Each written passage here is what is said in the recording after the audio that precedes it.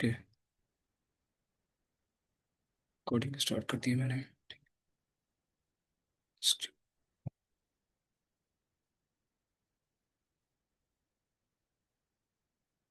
Okay. तो last class में हम लोगों ने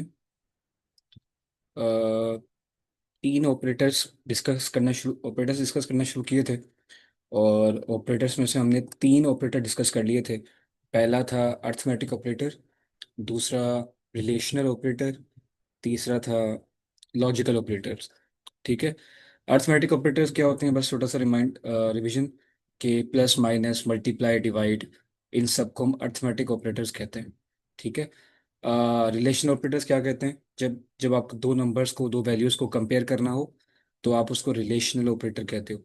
और अगेन कंपेयर करने के लिए तीन और ऑपरेटर इस्तेमाल होते हैं, उसे हम लॉजिकल ऑपरेटर्स कहते हैं, जिसमें एंड और नॉट है। असद खान बोलो, असद कुछ कह रहे हो?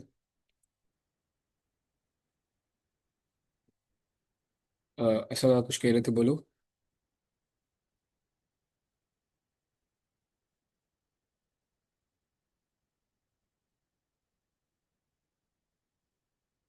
चलें, ठीक है। कुछ पूछना तो पूछ लो बेशक। अच्छा रिश्वा आप थी, सही है। ठीक है। तो अब हम लोग आगे बढ़ते हैं। अब अगला जो ऑपरेटर है वो है बिट वाइज ऑपरेटर। वैसे ये कम ही यूज़ होता है, क्रिप्टोग्राफी और इस काम यूज़ होता है, लेकिन अगर थोड़ी बहुत कंप्यूटर साइंस आपने पढ़ी है तो आप ये समझ जाओगे। मैं लिख लेता हूँ यहाँ पर इसे। Bit wise operators. अब ये होता क्या है, होता क्या है, देखो कंप्यूटर जो है ना वो हमारी लैंग्वेज तो चलो, हम लोग इंग्लिश समझते हैं, हम लोग ग्राफिकल लैंग्वेज समझते हैं, लेकिन कंप्यूटर जो है उसकी जो लैंग्वेज है वो है बाइनरी लैंग्वेज। ठीक है। तो हमने कुछ तरीके निकाले हैं जिससे हमने दुनिया के सारे नंबर्स को, अल्फ़ाबेट्स को, उन सबको डिफरेंट बाइनरी नंबर्स में कन्वर्ट कर दिया है। ठीक है। या उनको रिप्रेजेंट करने के लिए हमने उनको कुछ नंबर असाइन कर दिए। जैसे जो टू है उसको हमने असाइन कर दिया है एक नंबर 010। ठीक है। अगर आप 010 लिखोगे तो उसका मतलब टू होता है। ठीक है। ऐसे ही अगर थ्री लिखना है आपको तो बिट वाइज 01 की फॉर्म में इसकी जो रिप्रेजेंटेशन होती है वो होती है 110। ठीक है। टू को हम इस तरह लिख सकते हैं बाइनरी नंबर्स में, और थ्री को आप इस तरह लिख सकते हो, 110 की फॉर्म में लिख सकते हो बाइनरी लैंग्वेज के अंदर। ठीक है। इस तरह तमाम नंबर्स की बाइनरी रिप्रेजेंटेशन है। आप सर्च करोगे यहाँ पर जाके गूगल पर, बाइनरी रिप्रेजेंटेशन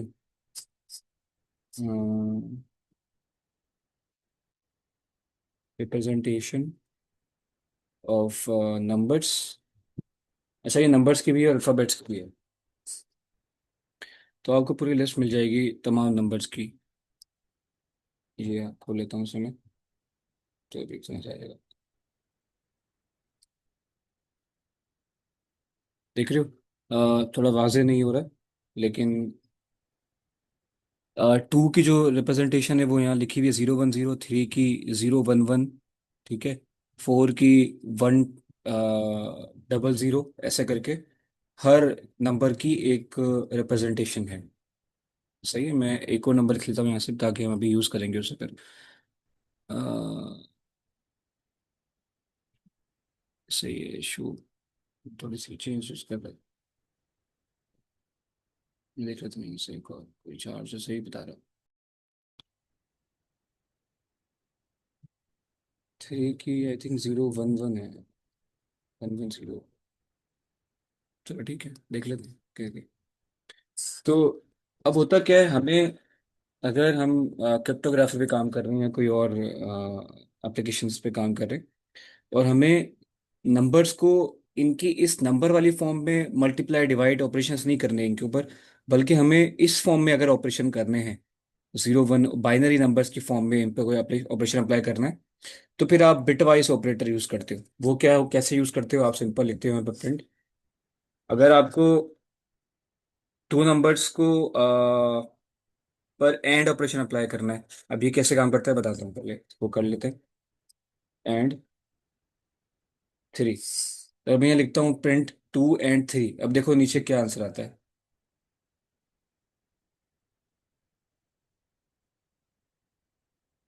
एक मिनट चल जाए। तो नीचे आंसर आ रहा है 2। जब मैंने 2 और 3 लिखा तो आंसर 2 आया। उसकी वजह क्या है? जैसे ही आपने 2 और 3 लिखा, तो एंड ऑपरेशन जो हमने ऊपर पढ़ा था अभी, लॉजिकल ऑपरेटर्स में, कि एंड क्या करता है? वो देखता है कि जो दो नंबर लिखे हुए हैं, उन दो नंबर में अगर दोनों नंबर 1 होंगे या 0 से बड़े होंगे, तो वो नीचे पहला वाला नंबर प्रिंट करता है। ठीक है, अगर दो नंबर लिखे हुए हैं, यहाँ 1 1 लिखा हुआ है तो ये नीचे 1 देगा। अगर यहाँ पर 2 3 लिखा हुआ है तो ये 2 देगा। अगर यहाँ 2 4 लिखा हुआ है तब भी ये 2 देगा। ठीक है। तो एंड ऑपरेशन क्या करता है? वो दोनों को देखता है, दो नंबर्स को। एक नंबर 0 से, अगर दोनों नंबर 0 से बड़े हैं तो वो आपको यहाँ पर नीचे 1 देगा। अगर दोनों में से एक नंबर 0 है, दूसरा नंबर 1 है, तो नीचे आपको 0 दे आंसर देगा। ठीक है, बस इतनी सिंपल सी लॉजिक है। जब भी दोनों 0 से बड़े होंगे तो 1, या जो नंबर यहाँ लिखा हुआ है वो नंबर आंसर आएगा। और जब भी यहाँ एक भी 0 आ गया अगर इन दोनों में, तो नीचे 0 आंसर आता है। ठीक है, ये एंड ऑपरेटर का काम होता है। अब बिटवाइज ये एंड ऊपर का जो सिंपल हम जब एंड यूज करते हैं तब काम होता है। इससे मैं ऊपर हमने किया था, मैं दिखाता हूँ आपको यहाँ पर। ये रहा। जब आप 1 1 लिखोगे तो 1 आंसर आएगा। जब 1 0 लिखोगे तो 0 आंसर आएगा। ठीक है। अगेन 1 1 पे 1, और 1 और 5 लिखोगे तब बाद वाला नंबर 5 आ गया। ठीक है। माइक अपना बंद कर लें। ठीक है। तो बिट वाइज में कैसे अप्लाई होता है? ये बिट वाइज में थोड़ा सा लॉजिक ट्रिकी है ये। बिट वाइज में जब ये अप्लाई होता है एंड ऑपरेशन, तो ये माइक बंद करो यार। ठीक है। तो क्या होता है कि आपने लिखा है 2 और 3। तो अब ये क्या करेगा? देखेगा कि 2 का बाइनरी रिप्रेजेंटेशन ये है, 3 की ये है। ठीक है। अब ये देखेगा कि अगर 2 0 है, 0 और 1, यहाँ 0 है और बीच में एंड है और 1, तो ये आंसर इसका बनेगा। नीचे इसका आंसर आएगा पहले दो नंबर्स के लिए 0। ठीक है। फिर दूसरे दो नंबर्स हैं, वो दोनों एक जैसे हैं, तो यहाँ आंसर आएगा 1। फिर दो 0 एक जैसे हैं तो अगेन आंसर आएगा 1। ठीक है। मैं गलती कर रहा हूँ, सॉरी। अगेन पहले जब दो 1 है एक जैसे तो भैया 1 आंसर आ गया।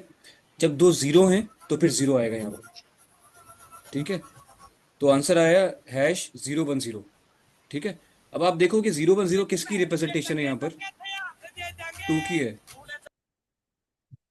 अ, लगता है कुछ नालायक लोग यहाँ पर ऐड हो गए हैं मीटिंग में।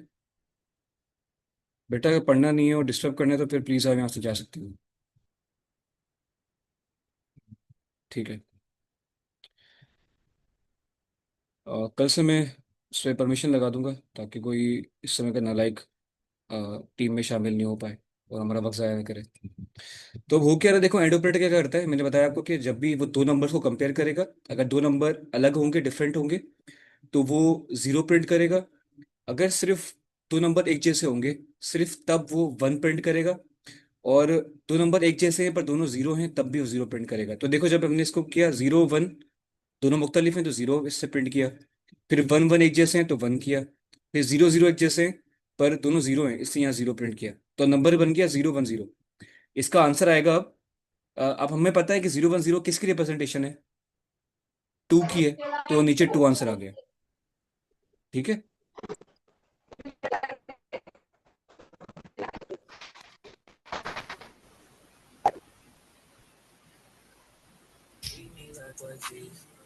ये कौन है ये?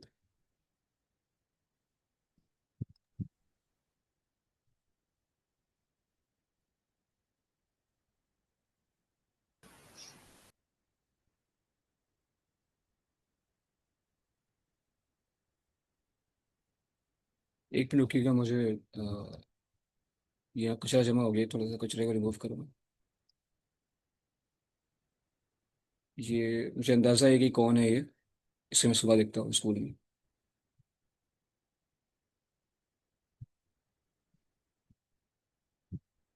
ये एक नालायक ग्रुप है पूरा, जो इसका मकसद ही हमें डिस्टर्ब करना है।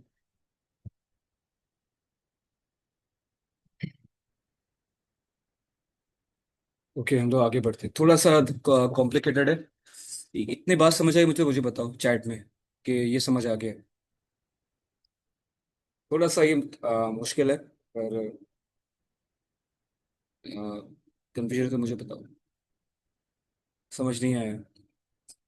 देखो, बस इतनी बात याद रखो।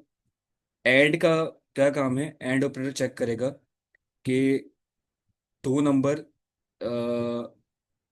मुख्तलिफ हैं या एक जैसे हैं। ठीक है। तो जब भी 0 1 आएगा तो उसका आंसर 0 आता है। जब 1 और 1 लिखा होता है तो उसका आंसर 1 होता है। और जब 0 एंड 0 होता है तब वो भी उसका आंसर 0 होता है। सिर्फ जब 1 1 होगा तभी 1 आंसर आएगा। ठीक है।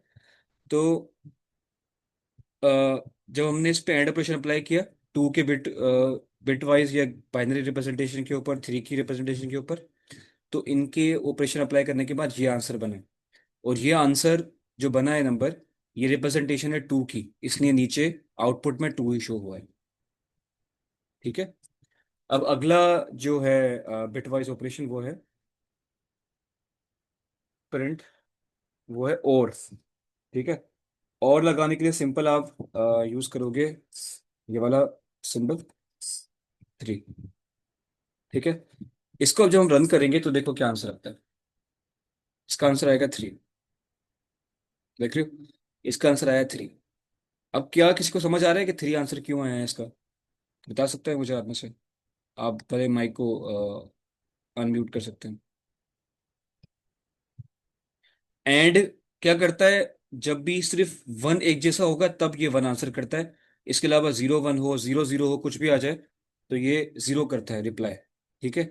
और क्या करता है? हमने कल और पढ़ा था कि और क्या करता है।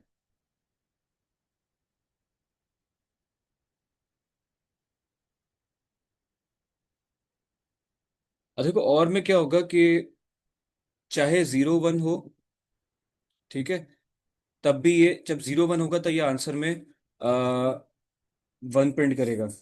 ठीक है। अगेन जब आंसर में वन वन है चाहे, तब भी ये वन प्रिंट करेगा। ठीक है। और जब सिर्फ 0 0 होगा दोनों जगह, तब ये सिर्फ 0 देगा। ठीक है। अगर दोनों में से एक भी वन आ गया या दोनों वन है, तो दोनों केसेस में ये वन प्रिंट करता है। ठीक है। और अगर दोनों 0 होंगे जब, सिर्फ तब ये 0 प्रिंट करेगा। ठीक है।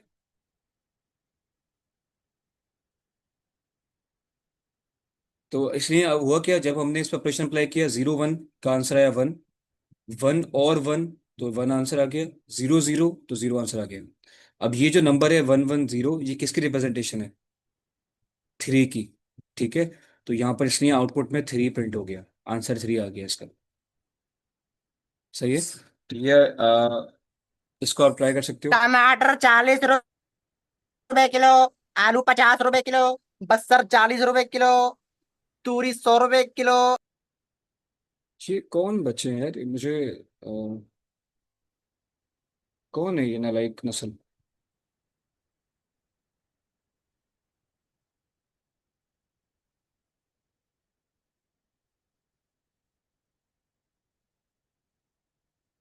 आप लोग अपने जो ये लिंक्स है ना, ये शेयर मत किया करें क्लास के ग्रुप से दूसरे ग्रुप्स में, क्योंकि ये ग्रुप है नालायकों का जो शायद परेशान करने के लिए यहाँ पर है।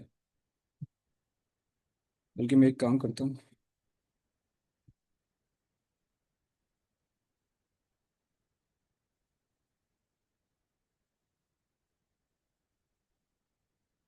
ओके,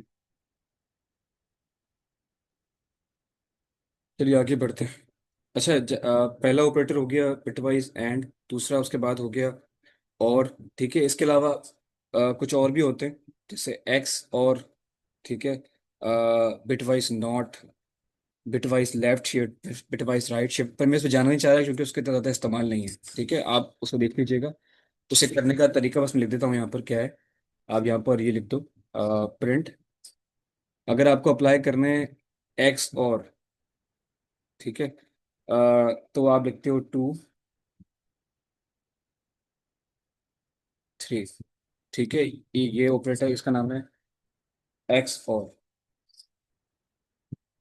अभी थोड़ी सी लॉजिक समझाना मुझे मुश्किल है, क्योंकि आप लोगों ने कंप्यूटर साइंस की ब्रांच में इलेक्ट्रॉनिक्स में ये चीज़ पढ़ाई पढ़ाई जाती है। और एंड गेट्स गेट्स के नाम से होती है ये। और नॉट एंड, ये सब गेट्स हैं, उनकी लॉजिक यूज होती है सर्किट्स के अंदर, कंप्यूटर साइंस के अंदर। पर वो उसे थोड़ा समझना मुझे कॉम्प्लिकेटेड है, हमें खुद भी समझने में बहुत टाइम लगा था। तो बजाय इसके कि हम इस पर टाइम वेस्ट करें, हम मेन जो असल ऑपरेटर्स हैं उस पर आ जाते हैं। ठीक है। आप खुद बाकी ट्राई कर लेना। एक लास्ट बता देता हूँ यहाँ पर मैं, बिटवाइज एंड। ये खुद ट्राई करके देखना है कि इसके आंसर्स क्या आ रहे हैं, और कोशिश करना डिस्कवर करने की कि इसका क्या आंसर हो सकता है, बिटवाइज एंड। ठीक है।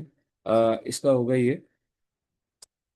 आप लिखेंगे फ्रेंड, और बिटवाइज एंड में आप ये वाली सिंबल यूज करेंगे। यस। अलिफ मद्दा की तरह की सिंबल होती है वो आप, तो वो इंटर सिंबल में रही है।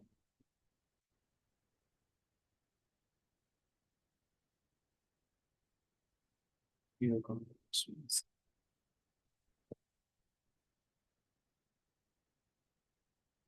नाइस। मुझे वो सिंबल मिल नहीं रही है, पर वो शायद अलिफ मद्दा की तरह सिंपल दिखती है, उसके आगे जो नंबर लिखोगे आप वो उसका नॉट निकाल देगा।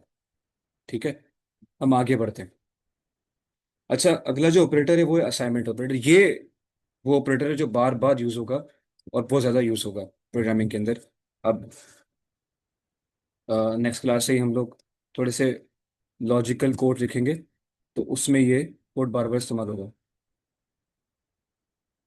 ऑपरेटर। ठीक है। अभी असाइनमेंट ऑपरेटर का मतलब क्या है?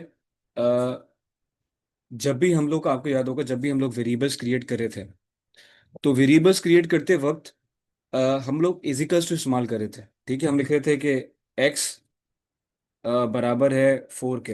असल में जो नंबर था, हमें उस नंबर को डालना था एक्स के अंदर, इसलिए हम बीच में इजिकल्स टू के सिंबल इस्तेमाल कर रहे थे। ठीक है। तो ये जो इजिकल्स टू की सिंबल है, इसे हम लोग कहते हैं असाइनमेंट ऑपरेटर। असल में ये इजिकल्स टू की सिंबल कर क्या रही है? ये 3 को उठा के रख रही है एक्स के अंदर। ठीक है, 3 को असाइन कर रही है एक्स को, इसलिए हम इसे कहते हैं कि ये असाइनमेंट ऑपरेटर है। यानी ये किसी भी ऑब्जेक्ट को या किसी नंबर को, स्ट्रिंग को, डेटा की किसी भी टाइप को उठा के एक वेरिएबल में रख देता है या उससे जोड़ देता है। तो इसलिए हम इसका नाम रख दिया असाइनमेंट ऑपरेटर। ठीक है। और अच्छा, अब क्या, अगर आपको एक ऑपरेशन करना है कि a is equals to a plus 2। ठीक है। इसको बल्कि मैं रन करके दिखाता हूँ। मैं नहीं करता। Print A। और ठीक है, रन करते हैं।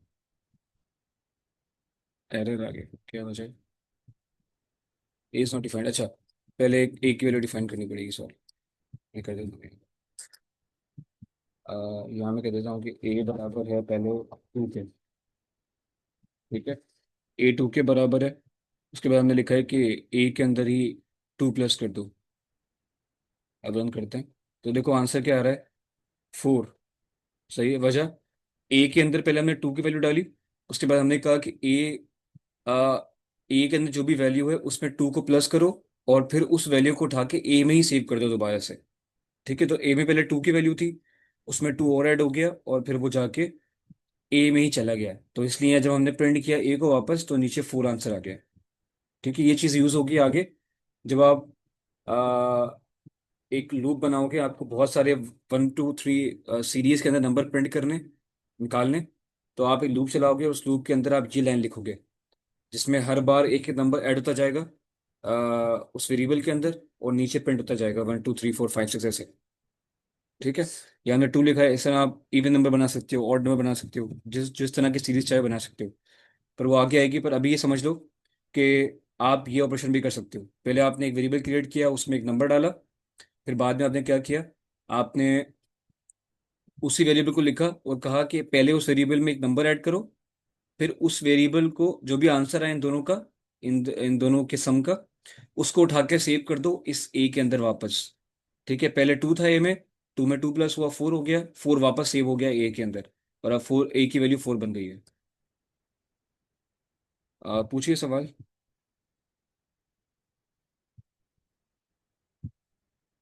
इमरान खान।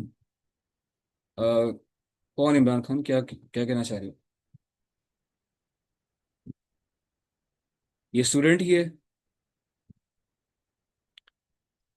इसके आईडी में देखता हूँ, चेक करता हूँ कि ये कौन है। और अगर मुझे अंदाज़ा पता चल गया कि ये स्टूडेंट हमारे स्कूल का ही है और कर रहा है हरकतें, तो फिर मैं इसे देखता हूँ फिर स्कूल के अंदर। इसे थोड़ी सी इज्जत देनी पड़ेगी। बल्कि मैं कोशिश करूंगा कि इसे लात मार के बाहर फेंका जाए स्कूल से। अच्छा, आपको कोई सवाल है तो पूछिए।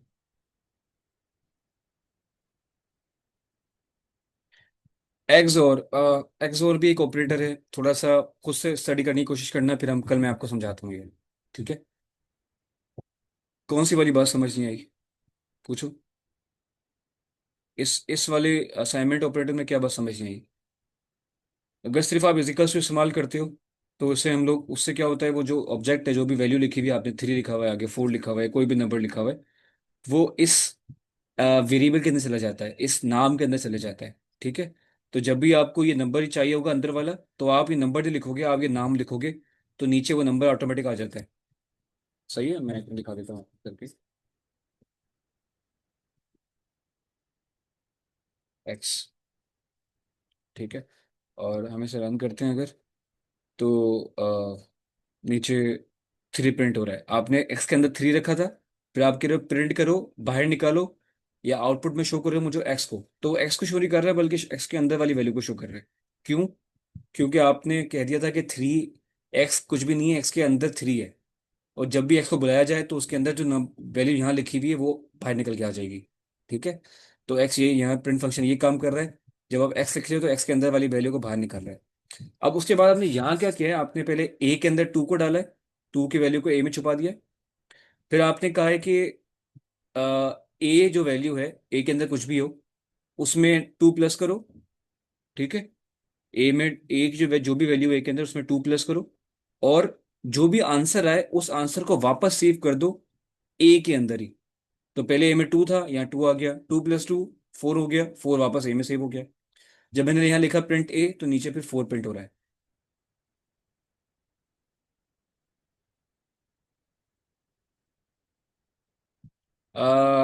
कर सकते हो यहाँ पर, यहाँ भी कर दो, यहाँ भी कर दो आप भले। लेकिन उसकी उसकी ऐसा, मेरा ये लिखने की वजह थी एक, मैं बताता हूँ आपको एक मिनट। यहाँ भी कर सकते हो बेशक आप। आपने कहा कि A = 2 और B बराबर A + 2 के। अब A में 2 था, तो यहाँ 2 आ गया, 2 + 2 4 हो गया, और 4 सेव हो गया B के अंदर। तो जब आप लिखोगे प्रिंट B, तो नीचे 4 अब आंसर आएगा। देख रहे हो? इसको जितना चाहे बढ़ा सकते हो आप, और बढ़ा दो नीचे। यहाँ कर दो C बराबर है B + 2 के। सही है। पहले 2 यहाँ पर आएगा, 2 + 2 4 होगा, 4 बी में सेव हो जाएगा। फिर 4 जो बी में सेव हुआ है, वो बी 4 यहाँ आ जाएगा, 4 + 2 6 हो जाएगा, और 6 सी में सेव हो जाएगा। तो मैं अगर यहाँ पेन लिखूँ सी, तो आंसर 6 आएगा। देख रहे हो, ये 6 आंसर आ रहा है। इसको मैं प्रिंट को हटा देता हूँ यहाँ से। इसको मैं हैश लगा देता हूँ। ठीक है, आप देखते हैं प्रिंट सी, तो देखो 6 आंसर आ रहा है। एक और बढ़ा दो यहाँ पर पहले। समझ नहीं आ रही बात, क्या हो रहा है यहाँ पर? देखो यहाँ पर जब आपने लिखा है A = 2, तो अब ए नहीं है, बल्कि A 2 है। ठीक है। ए का नाम सिर्फ ए है, लेकिन इसके अंदर 2 पड़ा हुआ है। आपने यहाँ लिखा B = A + 2, तो ऑटोमेटिकली क्या हुआ, ए की जगह पर जो यहाँ सेव था, वो 2 आ गया इसके अंदर। ठीक है। अब जब आपने 2 + 2 किया यहाँ पर, ठीक है, मैं देखता हूँ इन्हें। अच्छा, यहाँ पर जब आपने लिखा, ए लिखा, तो ए की जगह 2 आ गया, 2 + 2 4 हो गया। जो 4 आंसर आया है इस दोनों का, वो सेव हो गया बी के अंदर। तो अगर आप प्रिंट बी करोगे, तो आंसर 4 आएगा। अब अगेन बी के अंदर 4 सेव हो गया, तो बी की वैल्यू 4 है अब। बी खुद बी नहीं है, बल्कि 4 है बी। अब जब यहाँ लिखा है आपने B + 2, तो इसका मतलब है बी के अंदर 4 छुपा हुआ है, तो 4 + 2 आंसर आएगा 6। और 6 सेव हो जाएगा सी के अंदर। तो आप यहाँ लिख रहे हो प्रिंट सी, तो नीचे 6 आंसर आ रहा है। अब यहाँ 2 कंफ्यूज क्यों कर रहा है? यहाँ 3 कर दो, यहाँ 4 कर दो, और यहाँ पर कर दो 6, यस 5 या 6 कर दो। ठीक है। अब प्रिंट में हम लिख रहे हैं A, B, सी। ठीक है। आपने कहा कि प्रिंट करो ए को, बी को और सी को।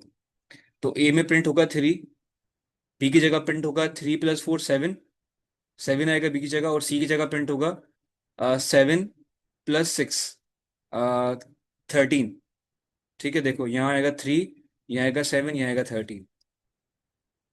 3 7 13। अब समझ आया थोड़ा बहुत क्या हो रहा है?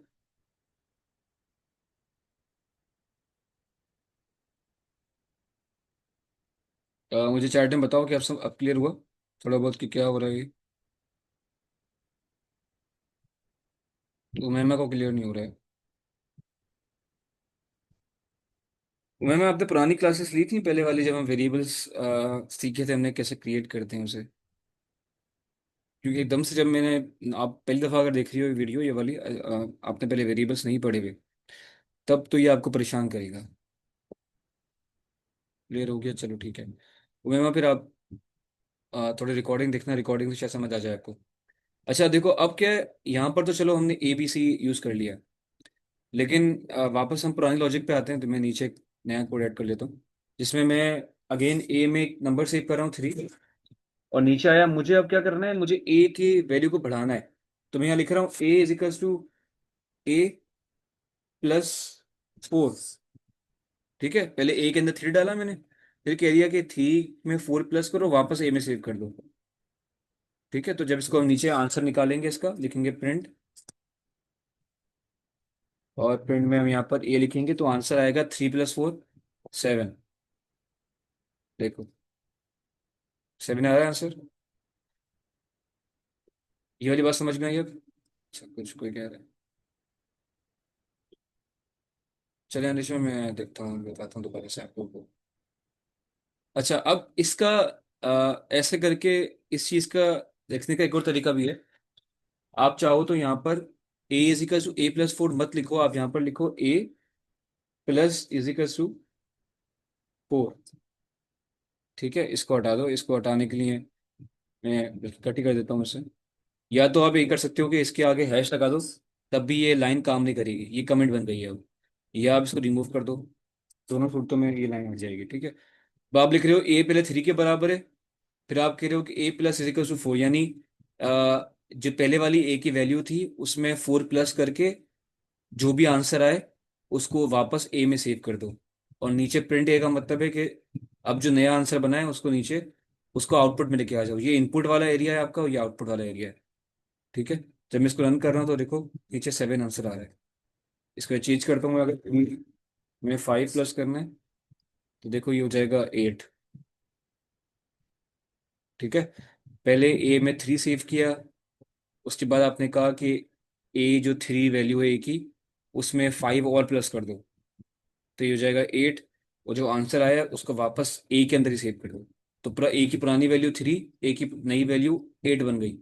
और फिर नीचे आपने कहा है प्रिंट ए, यानी ए के अंदर जो भी है उसे आउटपुट में दिखाओ मुझे। तो उसने दिखाया कि ए के अंदर अब 8 है, 3 नहीं है। शुरू में 3 था, अब 8 आ गया। ठीक है, नीचे दोबारा सवाल है किसका?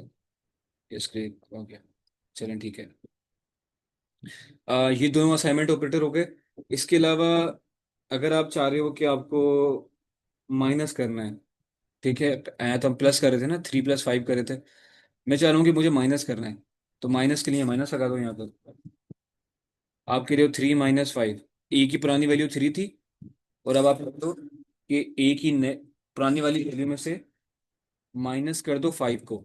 तो आंसर क्या आएगा? 3 - 5, -2 आंसर आएगा। तो ये नीचे आपको -2 शो करेगा। देख रहे हो -2? और चाहे इसको ऐसे लिखो आप, चाहे तो आप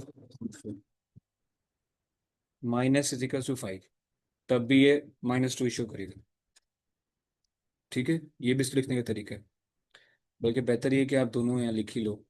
अ, मैं एक्सेल बना के यहाँ कर देता हूँ, ताकि बाद में नोटबुक जब शेयर करूंगा आपसे में, तो आप इसको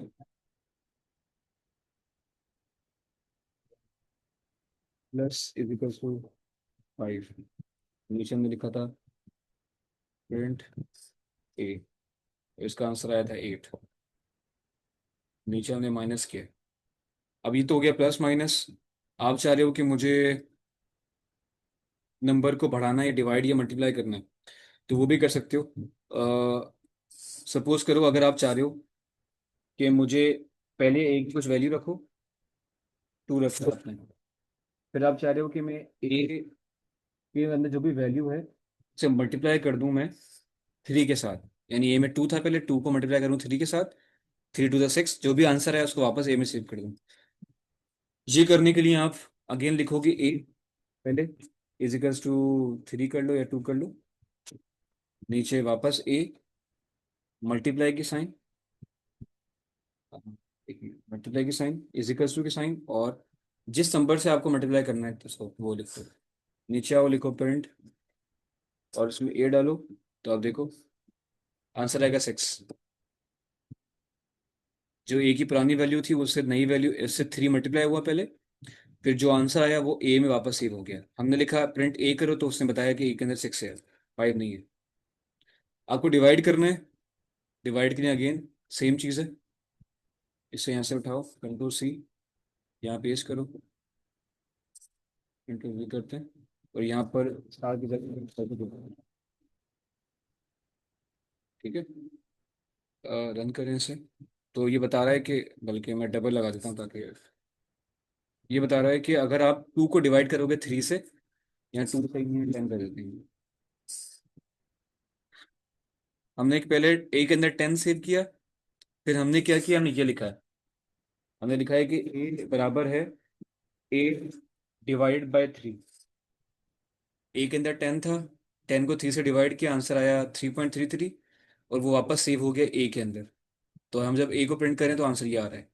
इसी लाइन को, इस लाइन को लिखने का एक और तरीका ये है, जैसे ऊपर जब हमने लिखा था मल्टीप्लाई, तो उसका उसका मतलब था a equals to a multiply by three. इस वैल्यू को पहले मल्टीप्लाई करो थ्री से, जो आंसर है वापस एक में ही सेव कर दो, और फिर ए को प्रिंट कर दो। पढ़ लेते हैं कुछ सवाल आ रहे हैं। सर हमारी ये फर्स्ट क्लास है, हमें कुछ भी समझ नहीं आ रहा। लिशवा आपको भी चाहिए, आप थोड़ी सी रिकॉर्डिंग्स देख लो, जो मैंने रिकॉर्डिंग्स ग्रुप में शेयर की हुई है दोबारा कर दूंगा आज।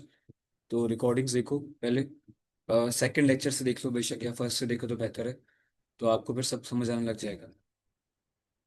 जल्दी जल्दी करके रिकॉर्डिंग देख लेना।